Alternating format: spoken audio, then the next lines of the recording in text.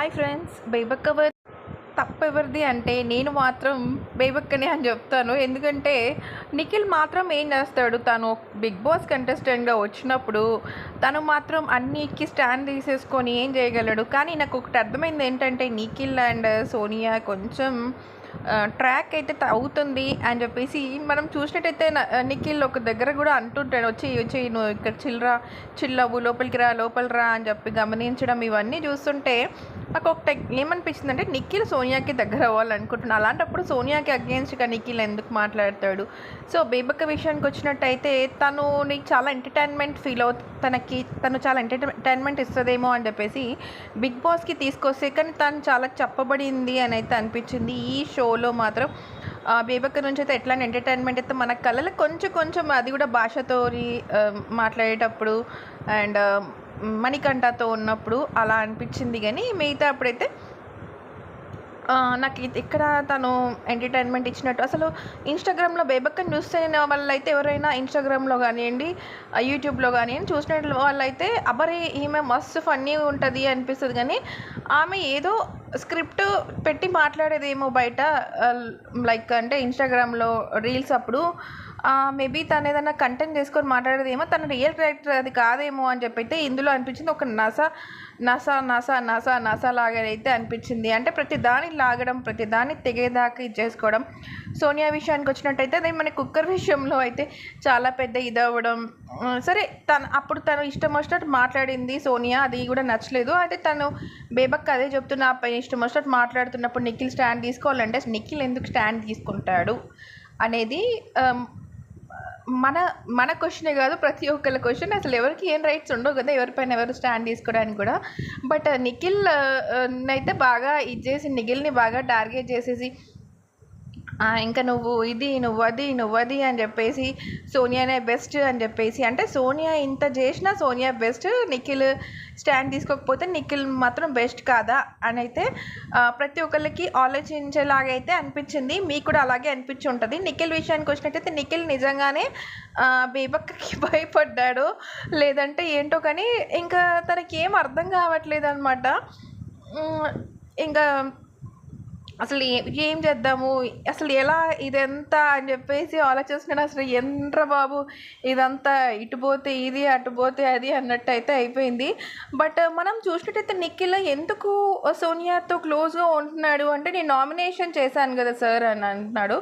అదైతే రీజన్ కాదు. బట్ సోనియా కూడా ఎందుకో నిఖిల్తో క్లోజ్గా ఉండడానికి ఏంటంటే తను కొంచెం టాప్లో ఉన్నాడు కాబట్టి, టాప్ కంటెస్టెంట్ కాబట్టి కొంచెం ట్రెండింగ్లోకి వెళ్దామన్నా సేఫ్గా అవుతామని చెప్పి సోనియా ఆలోచిస్తుంది.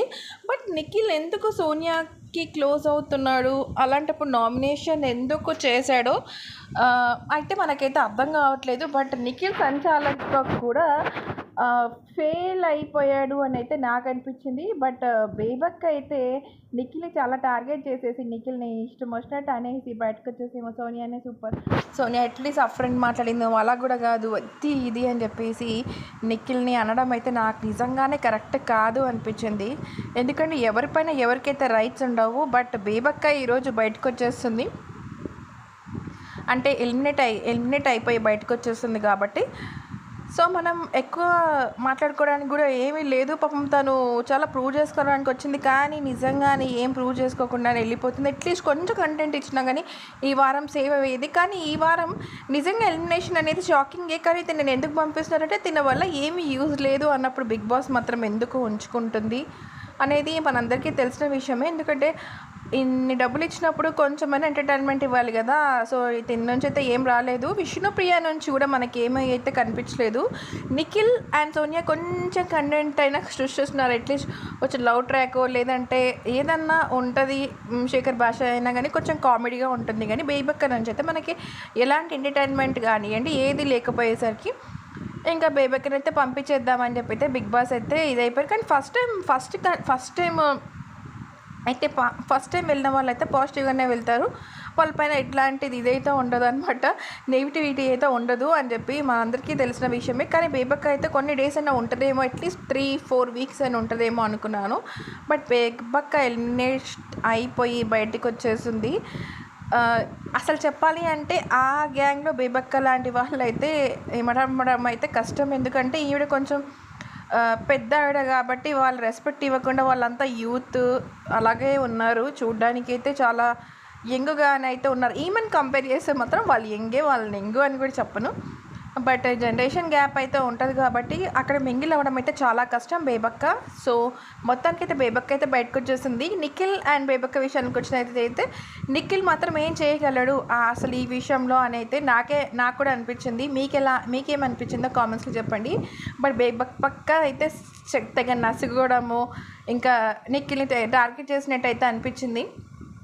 బట్ జనాల ఓట్లు కూడా మెయిన్ ఇంపార్టెంట్ కదా. జనాలు కూడా అరే ఏంట్రా బాబు అసలు ఇట్లా టార్గెట్ చేసి, నిఖిల్కి అయితే చాలా పెద్ద ఫ్యాన్ బేస్ ఉంది. సోనియాకి ఉన్న పిఆర్ అయితే ఎవ్వరికి లేదు అని అయితే మనకి అర్థమవుతుంది. నాకైతే సోనియాకి అయితే బీభత్సమైన పిఆర్ ఉందని అయితే బయట అయితే తెలిసిందనమాట.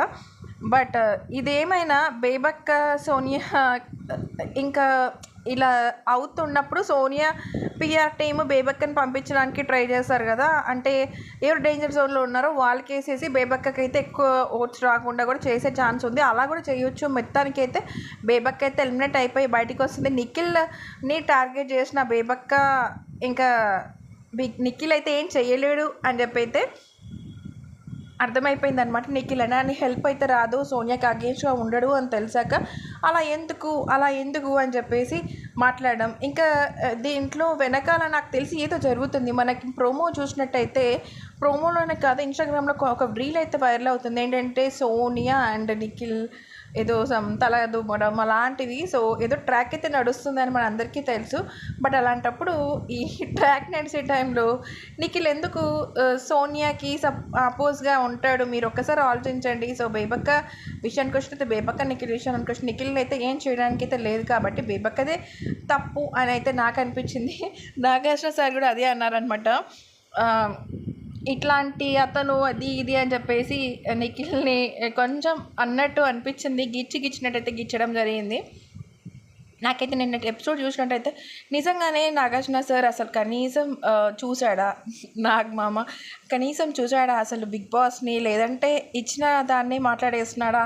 ఎందుకంటే తనకు చాలా టెన్షన్స్ ఉన్నాయి. ఈ టెన్షన్స్ ఈ తలనొప్పులతో అసలు మాట్లాడాడా, అసలు చూశాడా బిగ్ బాస్ అని అయితే నాకు అనిపిస్తుంది. బట్ ఏదేమైనా బేబక్క అయితే బయటకు వచ్చేసింది. నిఖిల్ వర్స్ బేబక్క విషయంలో అయితే నిఖిలే కరెక్ట్, బేబక్కనే రాంగ్ అని అయితే నాకు అనిపించింది.